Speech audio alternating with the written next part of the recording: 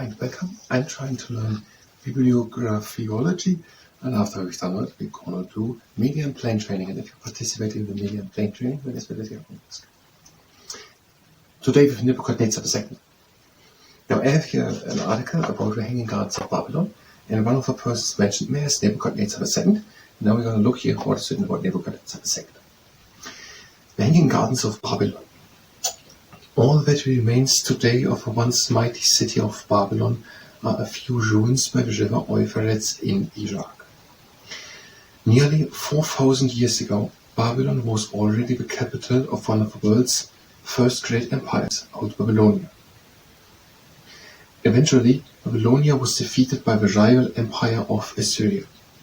But in 626 before Christ, an alliance between the Chaldeans of southern Babylonia and the Medes of Persia defeated Assyria, and the Chaldean ruler Nabopolassar made himself king of Babylon. During the reigns of Nabopolassar and his son Nebuchadnezzar II, 605-561 before Christ, Babylon regained and even exceeded its old glory. Okay, we know about Nebuchadnezzar II, but his father is Nabopolassar, and he lived from 605 until 561. And his father came to reign again after the Chaldeans, with the by him led southern Babylonians, between shades of southern Babylonia. Eventually Babylonia was defeated, or what is the defeat of Assyria. No, but 626, an alliance between the Chaldeans of southern Babylonia and the Medes of Persia defeated Assyria. It could be completely independently of Babylon. It could be just that the Assyrians were defeated. Okay, just he was on the front, basically. I think that's all we could say. But we have it as a background, the information about Babylon. Babylon by the river Euphrates in Iraq. And during his and also his father's reign, Nabopolassar, Babylon exceeded its old glory of fallen Babylon, which is fallen through the Assyrians.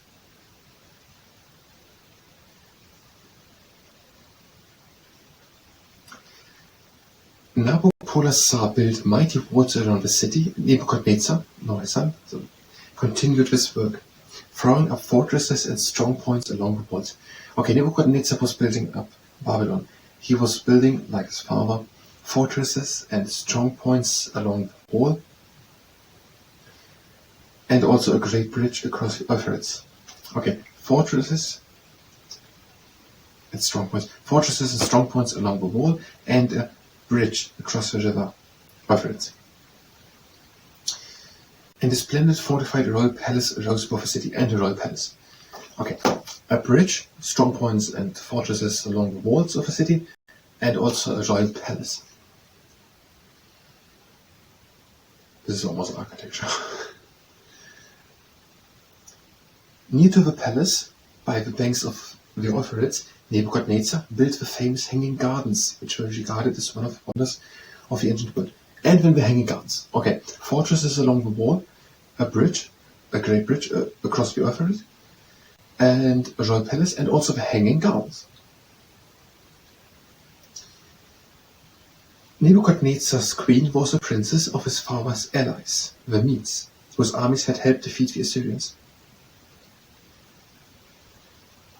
He was, we're going to say married to, we have a name somewhere. According to legend, this queen, Semiramis, where's her name? Okay, Nebuchadnezzar was married to Semiramis, and she missed the hills of her Persian homeland. And she didn't like the flatness of Babylon. And so Nebuchadnezzar decided to please her by building a man-made hill in the form of terraced gardens, with Hanging Gardens of Babylon. And then he built also the Hanging Gardens of Babylon, beside of his fortresses, with strong points, and the great bridge and the royal palace, the Hanging Gardens, terraced gardens, to place his wife because she was sad, because she was missing her mountains and Persia, according to legend. So Nebuchadnezzar decided to please her by building a man-made hill in form of terraced gardens. The Hanging Gardens rose to a height of about 100 meters. Okay, a little bit of the Hanging Gardens, so we say also 100 meters high. It's 3/4 of the height of a Great Pyramid in Giza, probably. and was surrounded by a reinforced wall, 7 meters thick. White marble staircases connected the terrace, which is supported by rows of arches. And all these terraces were this 100 meters high thing, were connected through marble staircases. Stone floor beds leaned with lead and filled with soil lay along each terrace and were filled with a profusion of exotic trees, shrubs, flowers, and creepers. Later was the biographyology part of Nebuchadnezzar. So if you're here for biographyology Nebuchadnezzar, you can go directly to the next part of biographyology Nebuchadnezzar. We will do another medium plane training. If you stay and participate in the medium plane training, then it's going to be almost. You're warming up. We're bringing one leg up and we're pointing the foot up. Now we have a leg up and pointing the foot up.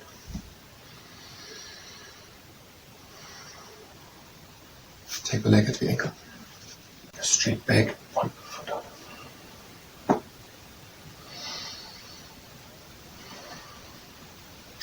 Take the other leg. And straight back and point the foot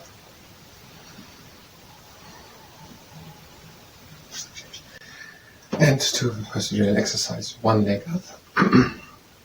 Right ankle to the leg, flex foot, leaving one hip top back and representing from the top against the knee. You can do this with little or even more.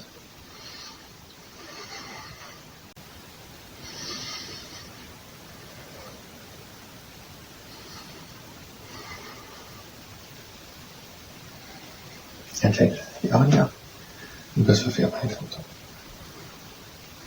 Right ankle to the leg, flex foot, even light hips top, back, and a little bend in the middle.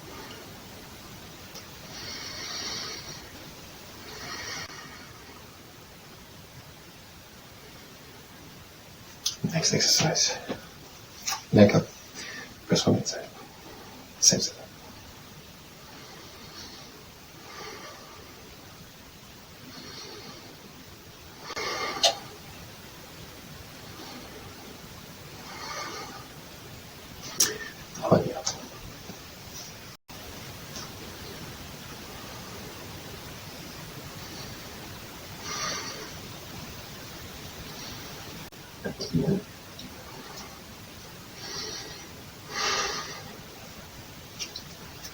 Down knee up, and the knee press up into the hand and to the side of the eye.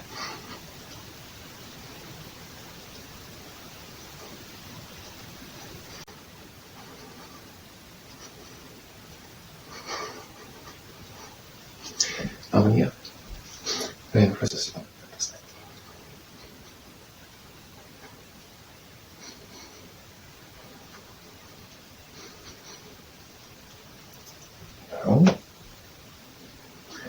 The heavy swing your knee up and you're pressing on the outside and outside.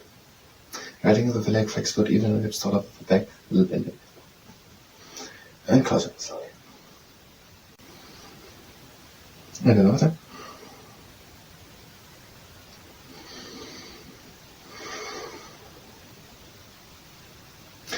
And the other knee up.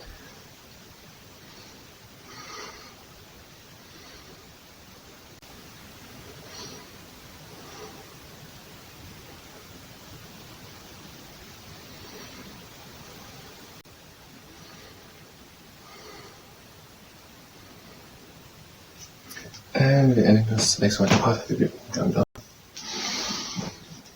And reload.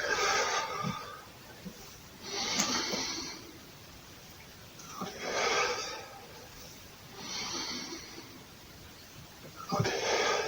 There comes the next. And again out. That was a medium plane training. Thank you very much and until next time.